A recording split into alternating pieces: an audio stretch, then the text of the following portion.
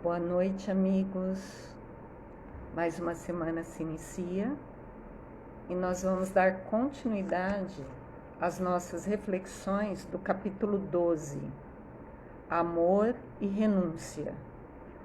Na semana passada, nós caracterizamos ali um diálogo entre o apóstolo Pedro com relação à transformação da água em vinho nas bodas de Caná, porque Pedro não compreendia esse gesto de Jesus.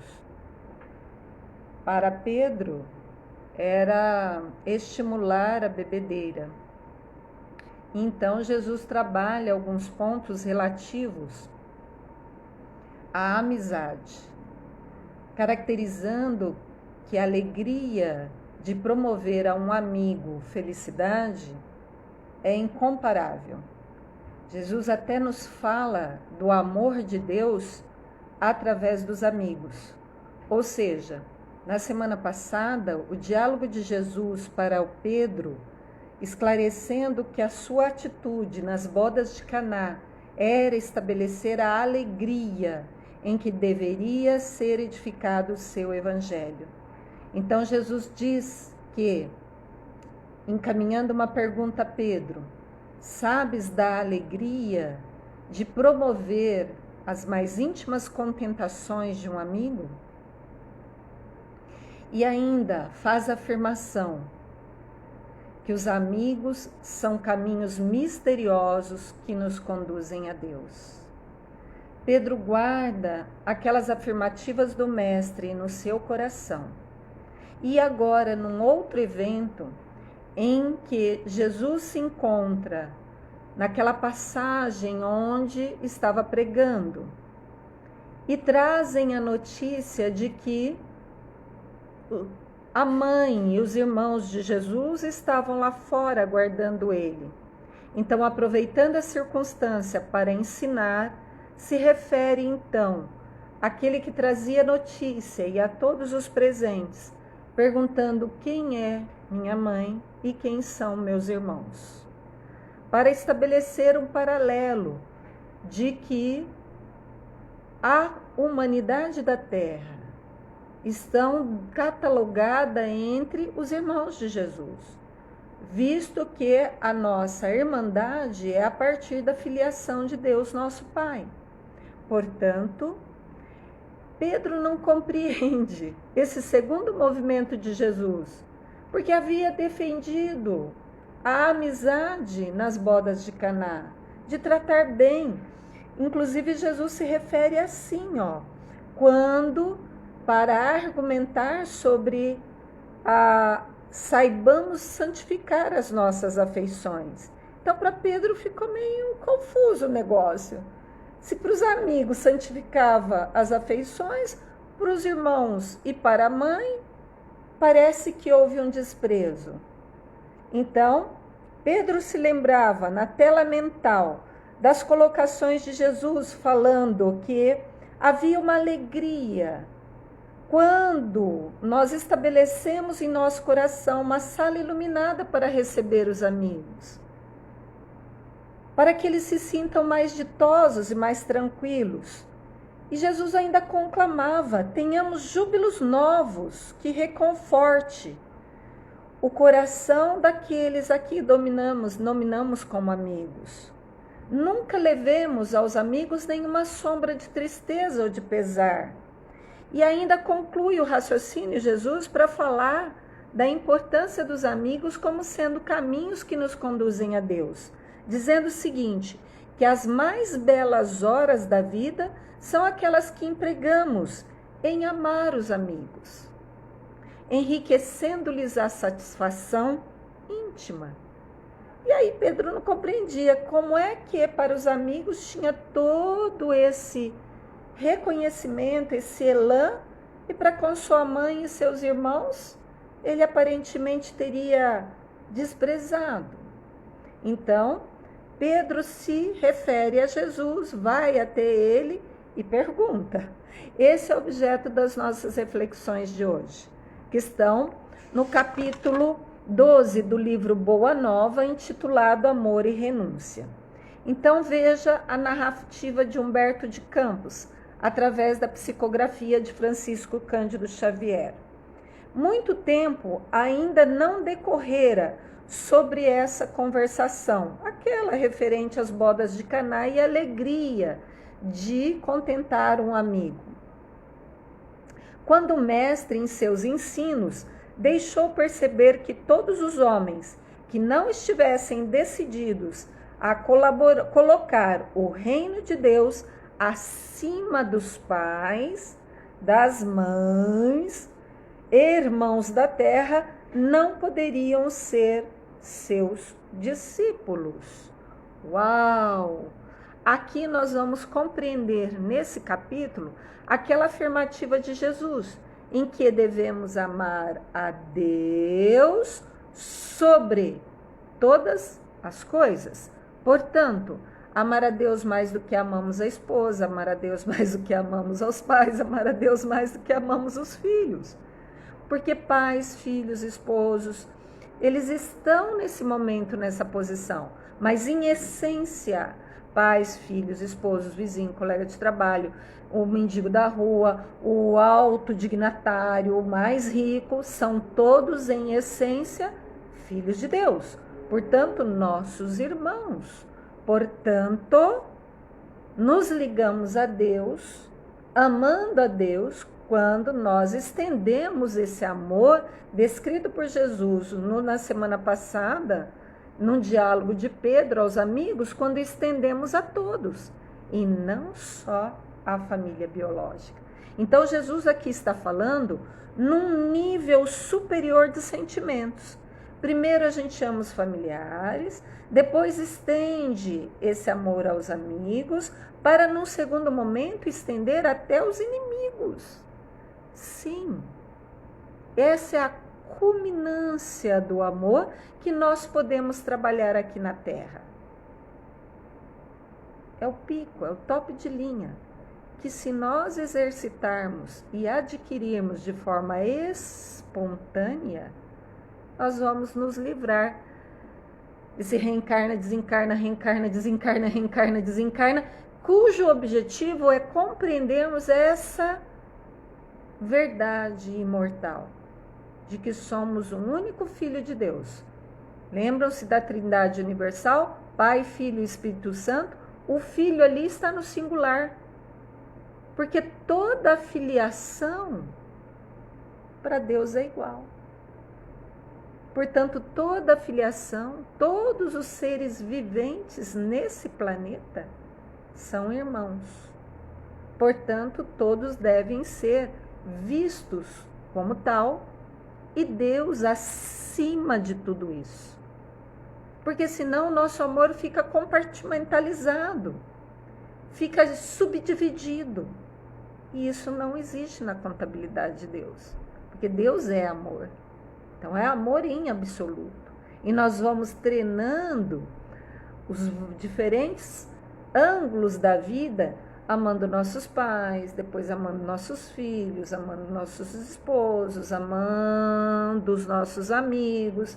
Aí nós vamos crescendo em nível, estendendo em nível, amando os colegas de trabalho, amando os vizinhos, amando aqueles que nós encontramos em qualquer curva da nossa vida, inclusive os inimigos. Eis a culminância, como a gente teve a oportunidade de trabalhar no capítulo Perdão, eliminando assim os vínculos que nos prendem ao mundo de provas e expiações como a Terra. No dia desses novos ensinamentos, terminados os labores evangélicos, o mesmo apóstolo interpelou o Senhor na penumbra de suas expressões indecisas, ou seja, Pedro é bem nós, está sempre ali na indecisão, na pulguinha atrás da orelha, na nuvenzinha, a pairar de dúvidas sobre os ensinos crísticos. Portanto, Pedro pergunta aquilo que nós queríamos perguntar e não temos coragem. Então, Pedro vai até o mestre, após aquela pregação, naquele dia em que Jesus fala: quem é minha mãe, quem são meus irmãos? E Pedro lança a seguinte pergunta: mestre, como conciliar essas palavras, ou seja, quem são meus irmãos, quem é minha mãe, tão duras, então Pedro interpretou como dureza, tão duras quanto as vossas observações anteriores relativas aos laços sagrados entre os que se estimam. Uai, se lá nas bodas de Caná falava de laços sagrados com os amigos, por que expressões tão duras para com a família biológica, consanguínea? Aqui o Mestre Jesus, sem transparecer nenhuma surpresa, porque nos conhece em essência e em profundidade, nós somos conhecidos desde a nossa origem por Jesus. Porque a hora que nós fomos inseridos no processo de evolução biológica, ele já era um Cristo. Pois é. Então, ele nos conhece a todos, não só, por exemplo, personalidade Yara de agora, mas como todas as outras anteriores, antes disso, antes disso, antes disso, antes disso, antes disso. Portanto, é um Cristo. Conhece a todas as ovelhas do seu redil. Aí, sabendo que Simão Pedro lançaria essa pergunta, esclareceu: Simão, a minha palavra não determina que o homem quebre os elos santos de sua vida. De forma nenhuma. O que ele falou ali referente à mãe e aos irmãos não quebra os elos que os unem. Antes, exalta o que tiverem a verdadeira fé para colocar o poder de Deus acima de todas as coisas e de todos os seres da criação infinita. Deu uma ideia? Não é que estava desmerecendo a mãe e os irmãos, mas estava ampliando o nível de consciência, falando assim, os nossos irmãos em Deus nosso Pai não é somente os de família consanguínea.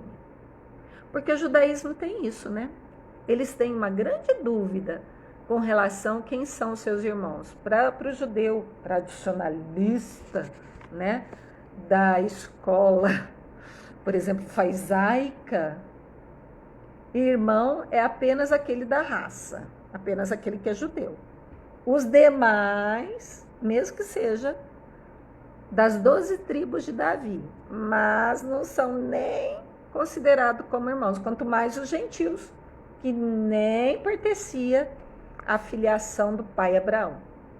Portanto, vem Jesus estabelecer um novo paradigma, um novo padrão de trânsito, de conhecimento e de sentimento para nós aqui na Terra, rompendo esse paradigma de isolamento, egoísmo, vaidade, estabelecendo que eu, Silvana, Silvânia, Esmeralda, Ellen, João, Joaquim, Manuel, Letícia, todos somos um único filho de Deus.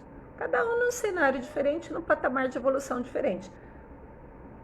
Mas para Deus é um único filho, fadado à fatalidade de ser feliz e ser perfeito.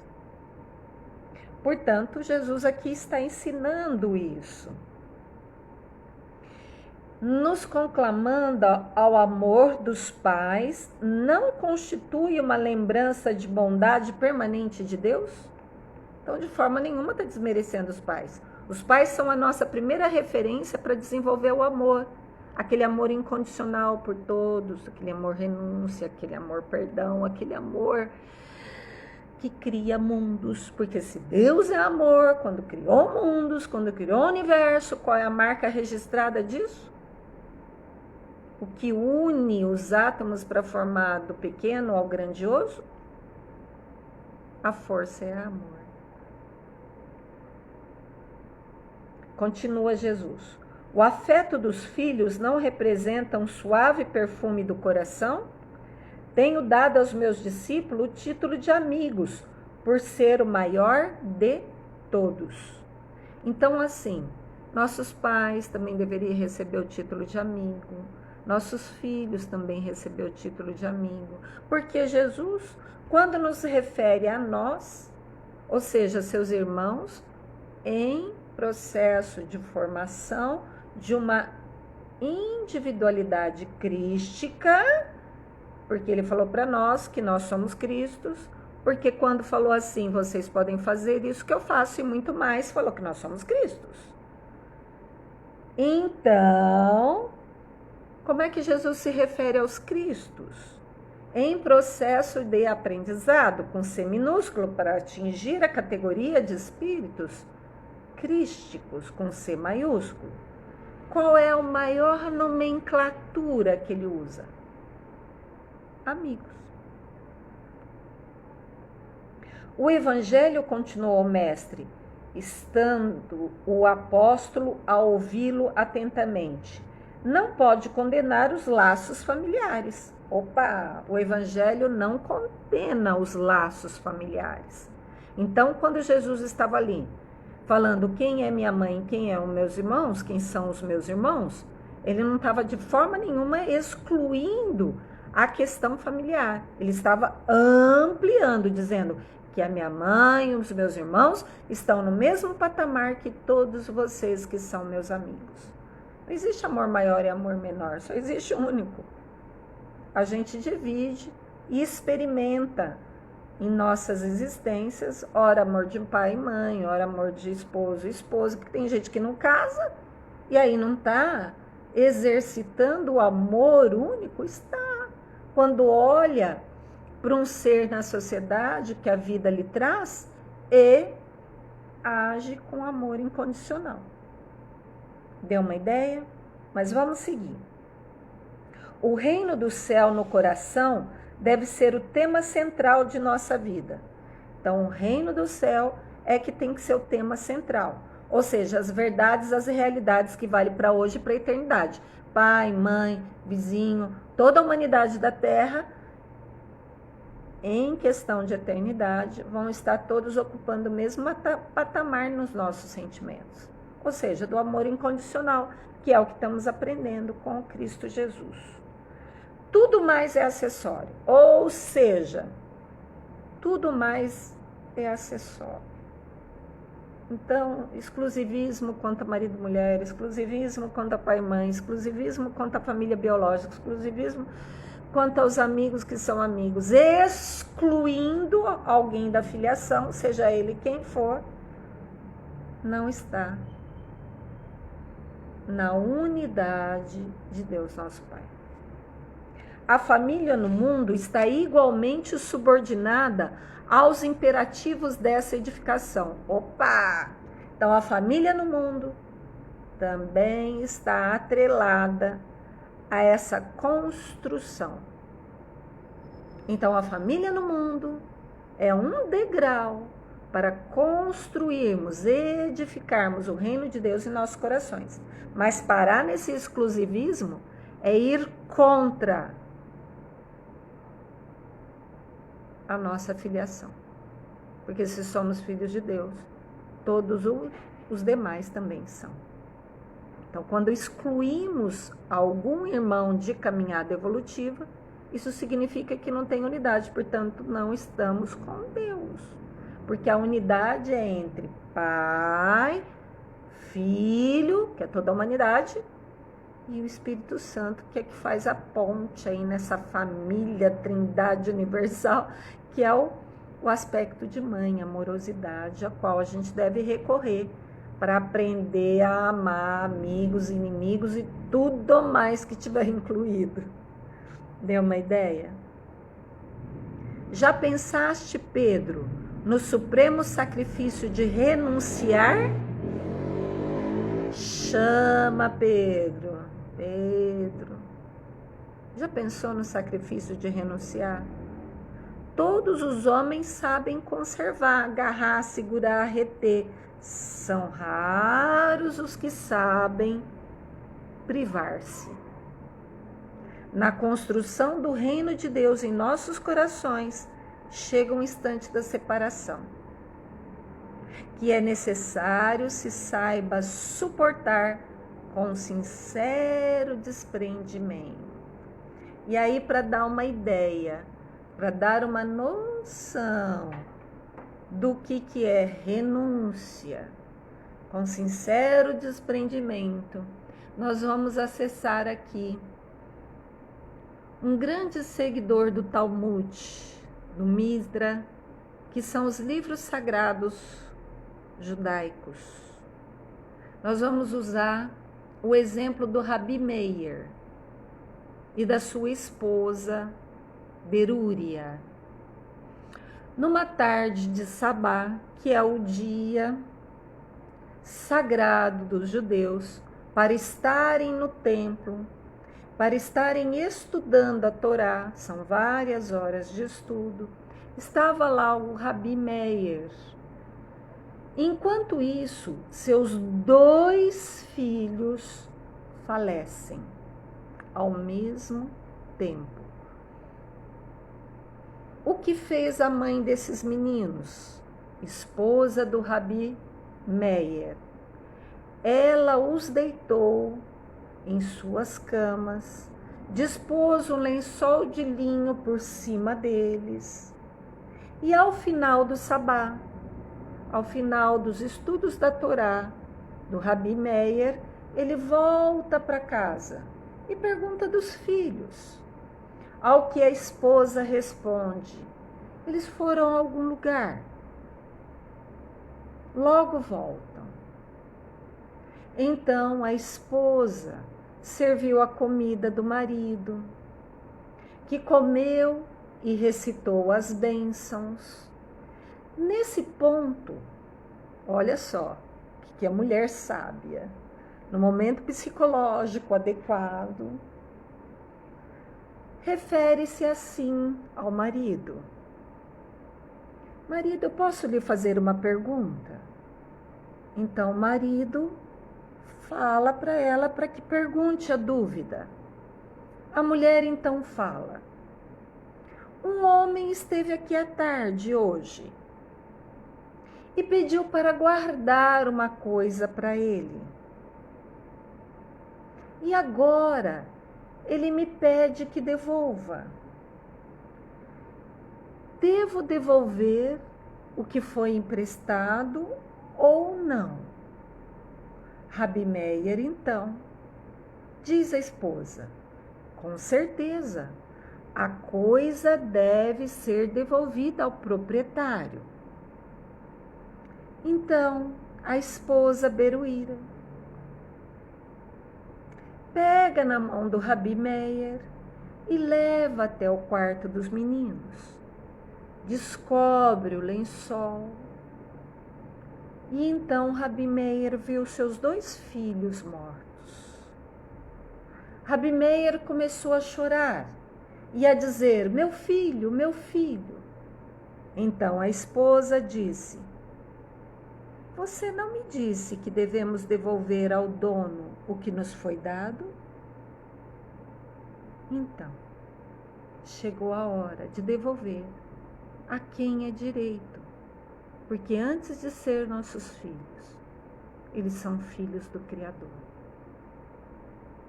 Deu uma noção o que é amar a Deus acima de todas as coisas? Não é deixar de amar a família, mas é colocar no justo patamar de hierarquia, de consciência, de expansão da consciência e de adesão do campo do sentimento. E é isso que Jesus está falando a Pedro, quando se refere que na construção do reino de Deus chega um instante de separação, que é necessário que saiba suportar com sincero desprendimento. E essa separação não é apenas que se verifica pela morte do corpo. Então existem outros tipos de separações. Quais são elas? Muitas vezes Proveitosa e providencial é a separação de um ente querido pelas portas da morte. Mas também há as posições estimáveis no mundo. Devemos saber abdicar da família terrestre e do viver nas paisagens queridas, ou então as de uma alma bem amada, que preferiu ficar à distância entre as flores venenosas de um dia. Então, existem muitos tipos de perdas. A que vai pela morte, ou a daquele ser que resolve não mais seguir junto conosco, muitas vezes chamados pela ilusão passageira. Devemos respeitar. É muito proveitoso as separações quando acontecem espontaneamente, quando não é provocada por nós, quando as esquinas da vida acabam nos levando a algum ente querido, porque nos deixamos o nosso apego e nossa ilusão de que eles são mais importantes do que Deus, nosso Pai. Nesse exemplo da Beruria, que é a esposa do Rabino Meir, ela nos traz esse patamar de discernimento que devemos entregar com sincero desprendimento quando perdemos algo ou alguém para as circunstâncias da vida, entendendo que esse algo ou alguém está abaixo de Deus, a qual devemos o nosso amor incondicional. Continua Jesus a Pedro: Ah, Simão, quantos poucos sabem partir por algum tempo, tá vendo? Na contabilidade de Deus, não existe separação eterna, porque só existe uma unidade. Paulo nos fala isso. Deus e nós somos uma única mente. Deus e nós, portanto, toda a filiação, somos uma unidade. Então, se provisoriamente nos separamos de alguém ou de alguma circunstância, isso é por algum tempo. Isso não é real, porque a realidade é que existe uma unidade. E a eternidade é um tempo longo, na qual o tempo terra, de dias e de anos, não abarca. Portanto, por algum tempo, Simão, quão poucos sabem partir do lar tranquilo, ou dos braços adorados de uma afeição, por amor desse reino, que é um tabernáculo da vida eterna. Então, Jesus está nos fazendo essa relação entre tempo-terra, que é relativo e tem fim, com o tempo eternidade, que nunca tem fim. Então, as separações que aparentemente existem, elas são provisórias. Então, tão poucos conseguem perceber, tão poucos conseguem sentir, tão poucos sabem suportar uma calúnia de um ser que aparentemente gostava de nós e deixou por algum ângulo da vida a gostar. Tão poucos conseguem suportar um corte, um ápodo, uma zombaria, uma indiferença.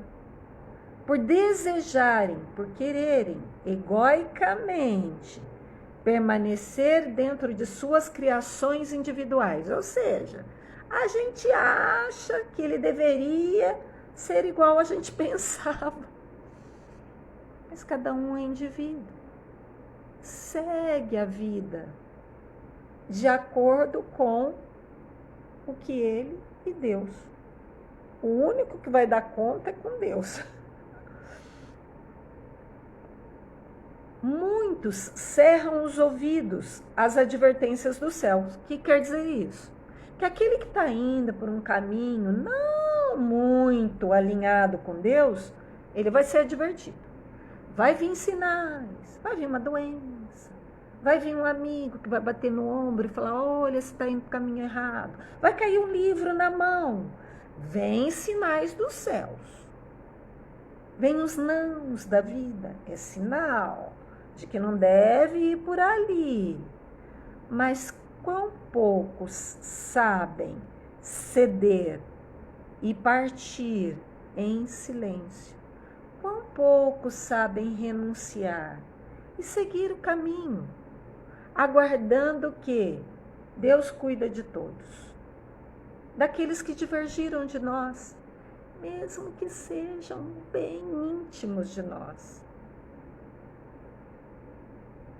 deixando-os ir por amor ao reino, por amor ao estabelecer em nossos corações o reino, sabendo que só podemos trabalhar no campo íntimo nosso com eficácia e ao outro somente com exemplo.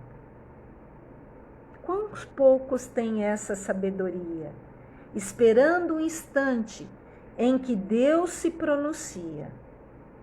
Entretanto, Pedro, ninguém se edificará. Uau! Ninguém construirá em si o reino sem conhecer essa virtude de saber renunciar com alegria, em obediência à vontade de Deus, no momento oportuno, compreendendo a sublimidade de seus desígnios. Então, Jesus não está aqui desprezando a sua família biológica quando fala quem é minha mãe e quem são meus irmãos, mas está renunciando por algum tempo o código convencional de família biológica para ensinar que a família é mais ampla. Portanto, Jesus estava agarrando na nossa mão e conclamando-nos a refletir e a sentir em uma amplitude maior de discernimento.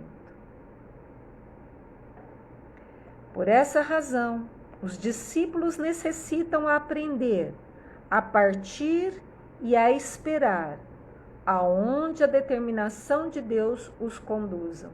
Então, às vezes, a gente precisa partir de uma amizade, divergir de um familiar, mas por conta de um bem maior. Como que é isso, Yara? Um bem limitado é aquele feito à família. Um bem maior, por exemplo, feito à coletividade. É entender que Deus está acima de tudo ou mais. Deu uma ideia? Partir e esperar aonde as determinações de Deus o conduzam, porque a edificação do seu reino nos corações dos homens devem constituir a preocupação primeira. Ou seja, o que é urgente? O que urge? O que deve ser em primeiro lugar? A construção do reino. Não no coração do outro, porque ninguém pode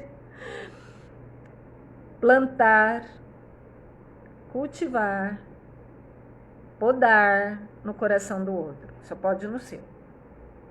Então, no seu coração, eis que deve ser a nossa preocupação primeira. Edificar o reino de Deus, todos os conhecimentos que nos alinham com o alto em nossos corações. A aspiração mais nobre da alma, as esperanças centrais do espírito. Aspiração maior é a edificação do reino em nossos corações. Porque a hora que nós fizermos isso, nós vamos agir, sentir, pensar alinhados com Deus. E, portanto, vamos, por exemplo, arrastar os demais membros da filiação, nossos irmãos. Ainda não havia anoitecido. Jesus, porém, dava por concluída as suas explicações, enquanto que as mãos calosas do apóstolo passavam de leve sobre os seus olhos úmidos. Simão tinha ampliado a sua mente, ou seja, tinha ampliado seu nível de discernimento, ou seja, tinha ampliado seus pensamentos, seus sentimentos. Paz e alegria no coração de todos. Até quarta-feira. Continuaremos ainda sobre amor e renúncia, parte 3. Abraços fraternos, amigos.